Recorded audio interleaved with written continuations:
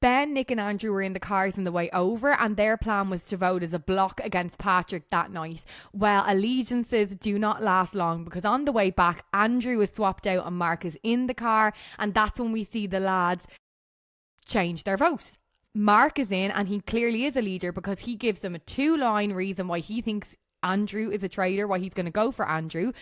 Mark says 4 people haven't talked to him since roundtable 2. He says he won't reveal names, but in the next millisecond says Andrew was one of them, and it's because he didn't want to let slip around Mark's obviously such a genius that he was obviously avoiding him. The lads are like a dog with a bone. Nick and Ben, they're like, oh, now you mention it. The whole plan with Andrew's out the window. It's all turned back around. It just turned so fast. Oh, Nick has an abundance of reasons now to look at Andrew. Didn't chime up at Emil because he didn't want to go traitor on traitor. Either way, they want. And Nick is like, God, he's going to be completely blindsided. And Ben's like, oh, it's going to be class. So Nick and Ben now, they're on the PR trail back in the castle. They're trying to rally the group behind Andrew. Paddy then says, I thought I wasn't stressed, and now I know I wasn't, because this is real stress. Nick came straight to him and told him he was going to vote for Andrew. Ben is sort of skulking around the female groups being like, oh no, I have a name, I won't tell you. Okay, it's Andrew. So I really enjoyed the way, I think it was this section of last night's show was edited. It was like just almost like a supercut of everyone spouting like 20 different names. It was just all over the shop, but like it was just cut so well. It just showed how everyone is just like doesn't actually have a clue. Really, really good editing. Yeah, I think it was actually the part before they went on the mission, and it was like earlier on. Names everywhere. But it was so good. The faithful have it now. They realise that if they can get everyone behind one name, they can start to push people off the board. So that's basically what started to happen. It's round table time, and just before Caitlin goes in the room, Nick the leader, whispers to her, if you're looking to survive, you need to vote for Andrew. It's the best advice I'll give you all day. Okay, Siobhan's in. Nick, that was so crafty. He knows she's a traitor. Like he's so on. It was just very crafty. He was like, "Get Andrew first. I'll get you tomorrow." Yeah, and he basically told her like, you're fucked. Like, and also protecting himself from her killing him that night. I don't know what it was. Yeah, maybe keeping her in their pocket, as they were saying. Siobhan is in. She looks incredible in a Merlot coloured satin.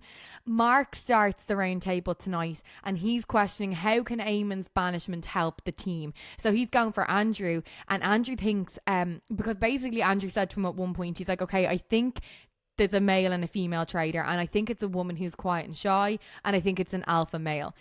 And then in other conversations with Mark, he said, I'm kind of looking at Faye, and people are looking at Andrew. And basically what Mark is saying is, by saying that we're looking for a quiet and shy woman, it's the opposite of Faye.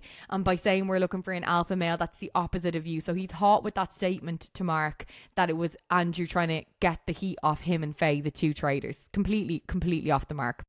Andrew said, actually, no, love, it's because I don't trust you, and I do actually have suspicions of Faye for my own reasons. Now, he's coming under a lot of fire at the table, but fair play to him. He's actually well able to deal with it, and I do think people have underestimated him here. He gasps for the water at one point, which I was howling at. He literally was like, right, like, give me a glass of water. Give me a glass of water. It's it's hard work, and your dad sitting there must be feeling awful. So Nick is coming for him now, and I would not like Nick to come for me. Like, it's, it's full on. He said he didn't go for Eamon enough at the table after the Paddy Shield lie bedlam that went on the day before. He's like, if you caught someone out in a lie, and Ben is thrown in here, he's like, why didn't you bury him at the table, basically? And he said, well, look, I didn't come to convince last night, because the last 2 nights I came to convince, I had sway, and I sent 2 of the incorrect people home. Daddy's here, guys. He's rowing in to help. He said Caitlin and Eamon, he's like, actually, I'm changing the subject. Caitlin and Eamon came at me together, and she's consistently voting for me, and I associate her with him. They're 2 traitors. Let's go. He brings back up the moment on the stairs that they cornered him and told him to vote for Patrick. Andrew then rides in to save his dad. It's absolutely brilliant. Father and son. He said, Caitlin, you told me he's doing the misremembering old man trick. And then Paddy goes, about Patrick? And Andrew's like, no, about you. And everyone just starts laughing as well. Pissing themselves. Pissing themselves. And that's the thing that this Irish Traitors has that other seasons don't have, is that you can cut, because the tension was high, but you can cut it and everyone is laughing.